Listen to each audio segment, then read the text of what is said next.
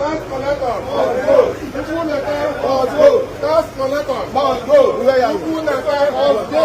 Tax collector must go. Protest. They are doing protests against their leader, Soludo Chiefenoche, Ade Mofma. So they are doing protests. Here's Governor Soludo how many times?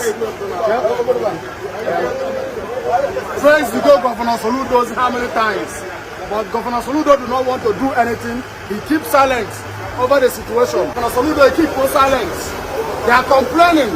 No only Governor Soludo Chiefenoche, Ade Mofma. They don't need him anymore.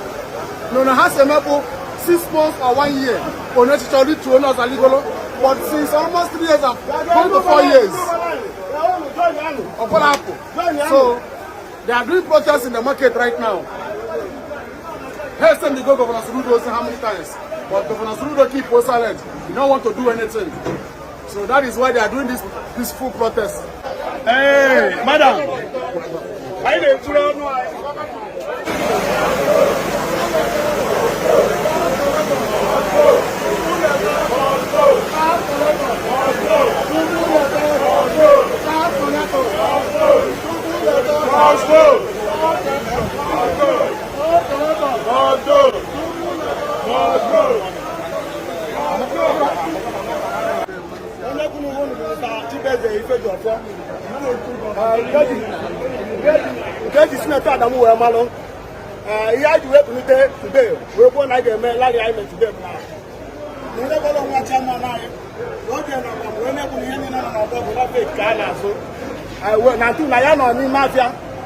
Secondary, non do Dogalan, not that even.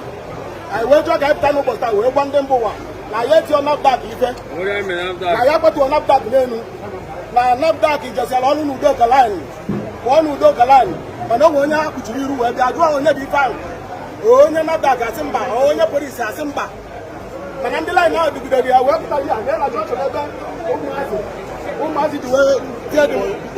Who Otaki kesi ano wenwo mana chairman na ile boy na ndi udoka the NAFDAC ye obo weti on the NAFDAC ife o ya ju opta no bo start and to okwal wesi na ndi na nifa na ada no no bogu biko ndi ani le onye na ekwu okwu na ndi ani le bu ife ha na no no bogu ndi ani na no no bogu bogu na ekwu na I know na ọchịchị na-achị anyị na oge n'aka na ọ na-ana 4 years na ya chọzi ya so iwe na ya ebu gọvanọ na ya atụli votu mana ya biko ya dododo ya bịacha ejiela anyị Chukwuleta Ndubisi na ọchịchị ya adọzaghị mma ndị ọgbagbu na-akacha Chukwuleta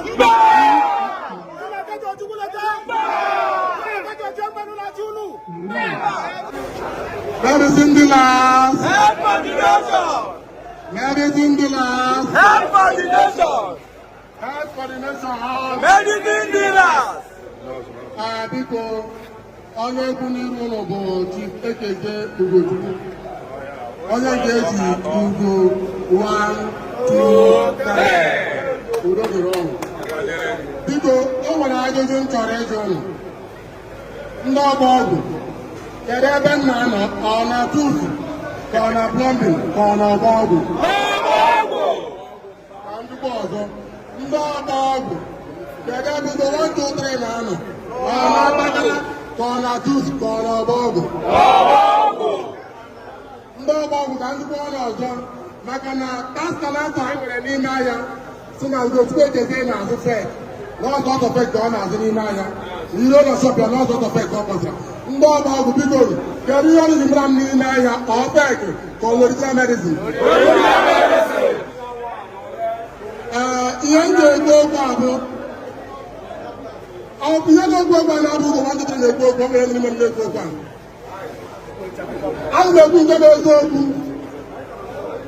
ọtụtụ Chukwuleta adọrọzi anyị mma.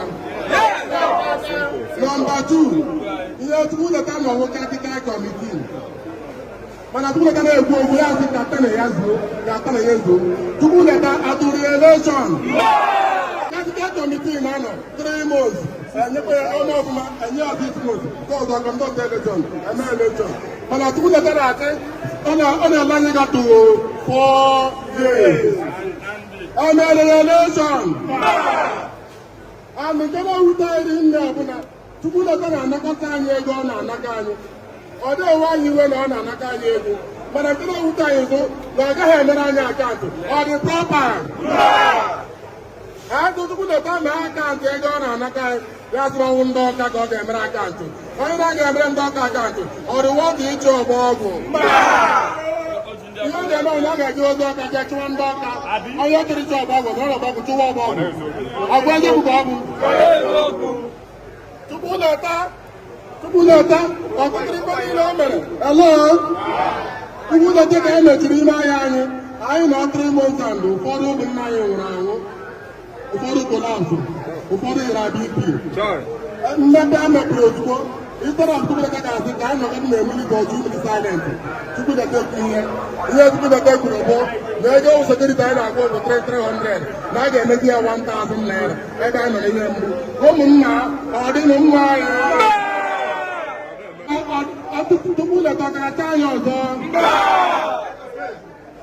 ọba ọgwụ tupunata ọkaracha anyị ọzọ biko anyị na-ayọ ọnụ ọgwụ ọgwụ niile jide aka ọnụ anyị bụ ọrụ ogbugbo okwu anyị bụrụ ofe ka gọvanọ ọ na-ele anya polo niile ije ebe a ọ nle anya polo ije ebe a bịara sọpọta Soludo 4x4 anyị na-atọrọ ụdọ anyị na-atọrọ Soludo vootu anyị na-atọrọ ụdọ ọ hụrụ ọkụ egwu ịmana ọ na-agbagoro onwe ya akwakpụrụ onwe ya afọ ọ bụrụ na ọkpọ nwa mba ọkụ ma ọ na-ebidobe jụọ na anyị atụrụ ya vootu mana tukwudata ka anyị na-eme gịnị ka anyị na-acha ọzọ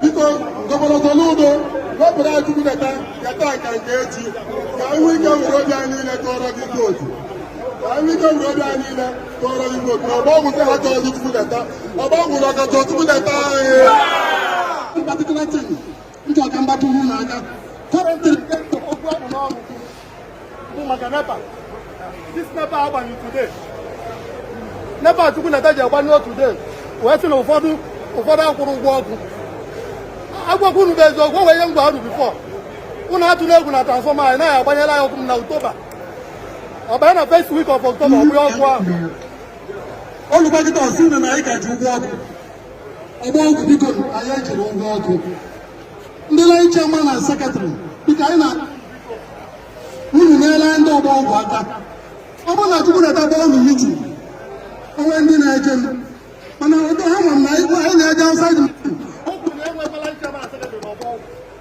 enwere nchewa na sekretrị na ọgbọ oge ọ na-agwa gọọmenti mana anyị na-adị sọpraịz anyị bata ime ahịa ọ bụrụ na nchewa na sekretrị dị fọnshọnal n'ime ahịa so mgbe na-ayọ ndị na-eche na sekretrị ndị na-eje dis mitin tukwudata na-agbọ biko unu na-enyere anyị aka na-enyere ndị ọgba ọgwụ aka na-agwafa nke bụ eziokwu ụgwọ ọgwụ ahụ na-ana ụfọdụ na-ana ụfọdụ tukwudata nye anyị resit ụgwọ ọgwụ Jenụwarị ahụ nye unu ndị chela nchewa sekretrị ka unu pọblish zeto ndị laịn na ọ ya elu anyị aka ọ ya bụ onye na-akwụ ụgwọ mana ụgwọ ọ na-akwụ so onye jiri ọgwụ ụgwọ na unu enwena tukwudata na-ekwu na ya na-eje agbanyụ ọgwụ ya bụ na ọ ya agbanyela ya ọkụ when ndidi ọ gbanyụọ ya tata gbanyụọ ya echi onye nwe echi unu ya fụ the next line of action n'ọkụ a we must invite that NEPA here ndị NEPA will come here enwere authority or right ndị NEPA nwere ịgbanyụ ọkụ anyị na-akwụfụ ụgwọ ma ụgwọ ha ji anyị eji na anyị go transformer maka na anyị go transformer ọgbọ ndị NEPA ji anyị ụgwọ anaghị otu ego anyị na-amụ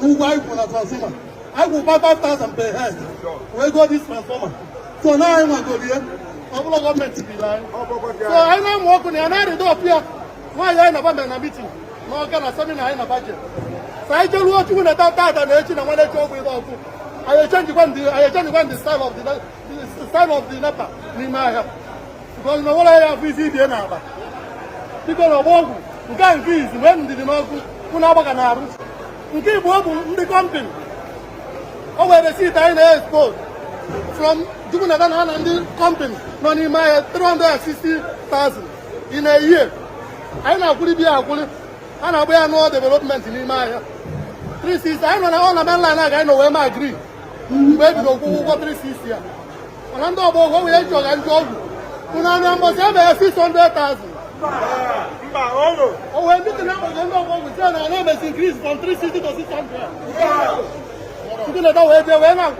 in the company. Not only not in the company, they go. Now one company they produce one 3 or 4. Oh no, not individual. Oh, a company for almost 1.8 million. By 3.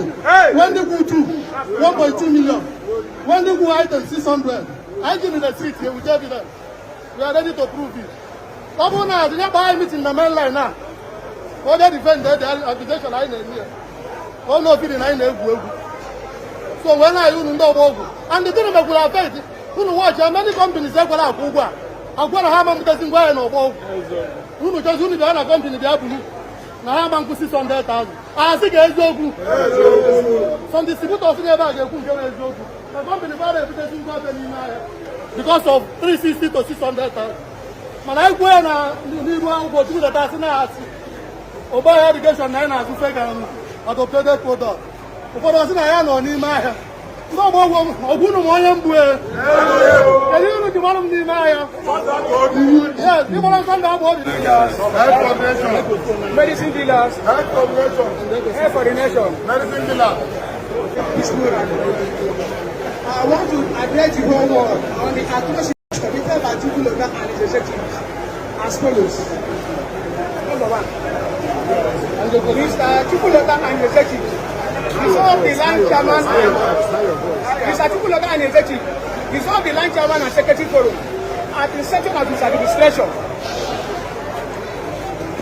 Number 2, Chukwuloka and his executives refused to give account of their stewardship market traders since the second of the administration till date.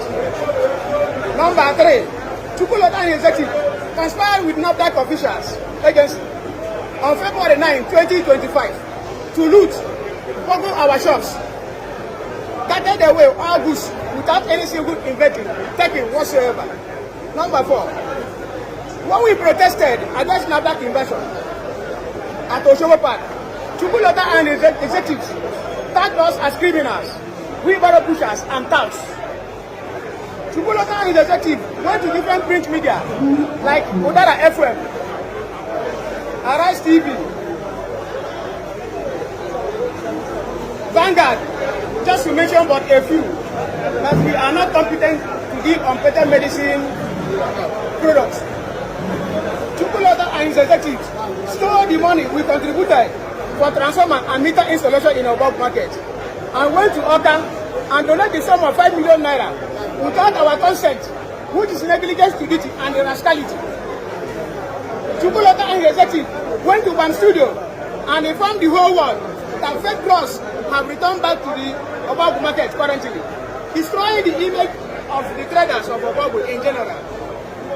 Chukwuloka and his executive are the cause of NAFDAC agency invasion in Obabu market, because he is the chief security officer in the market that is responsible for any good that comes in and out of the market on daily basis. So he is culpable and must be interrogated on complicity. Chukwuloka and his executives have been arresting and detaining most members of Obabu market in different police department and formations across Anambra State on a frivolous and trump-up charges that does not exist to satisfy his evil conspirators. The actions of the chairman and executive in 9 as above resulted to the presumed death of Michael Ekwozo from my soil land due to cardiovascular related ailments upon his arrest and detention by the chairman there. In increment of security levy from 300 naira to 1,000 naira a month, which represents 350% increase against the entire will of the masses of Obabu traders. Chukwuloka and executive refused to show us the receipt for the procurement of transformers and meters for proper accountability according to NEC rules and Freedom of Information Bill 2007 and 2011 Act. Chukwuloka and executive have been seriously conniving with the NAFDAC agency to issue a frivolous invitation to different traders on their workshop phone numbers, lines on intimidation based on their collaborative extortion letters. 14. Chukwuloka and the executive refused to declare their seats for the conduct in office according to public order. Finally, in view of the whole stated reasons as above, we are demanding that Governor Soludo, the executive governor of Anambra State, the House of Assembly of Anambra State, to dissolve immediately this current caretaker committee headed by letter and executive forthwith, so that another caretaker can be installed to conduct an election within the shortest possible time as demanded.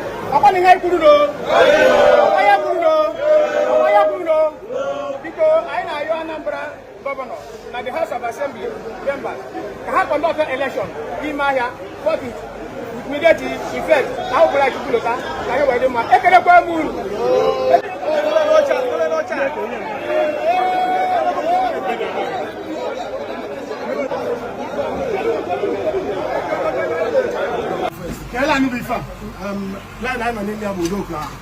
Udoka line. Okay, aba ka also tidra that. Aba ka also tidra ndo NAFDAC ihe. Mana ndị a bụ ndị Udoka line. Hate on the NAFDAC ihe. Mgbe NAFDAC bata here, I saw na high witness. Ana m ebe ndị NAFDAC rụba ọrụ arụcha ọrụ, mana ọ nwere onye bụ mmọnwụ. Ndị ọgbọ bụ chọka ekpughe ihu okpu. Okay, mmadụ kwu masịrị. Solo ndị NAFDAC wee na-aga ha NAFDAC shop aka. Wee na-eso na-atụ chop aka. So ndị a na-afọs ka akpughe dị mana chairman line ha ekwero with some stakeholders na line ha ekwero. Mgbe ndị NAFDAC rụsịrị ọrụ a, ha dugwalụ ndị NAFDAC duguda wadukwa na main road far from here. So anyị ka egosi ebe ahụ etiri ekpupụrụ mmọnwụ iru. So na ọ bụrụ ndị a na-ebe ugbu a bụ ha nwatiri kpupụrụ mmọnwụ because na onwe onye anyị tiri ife, nwekwana onye anyị si n'elu wee tụtuo n'ala.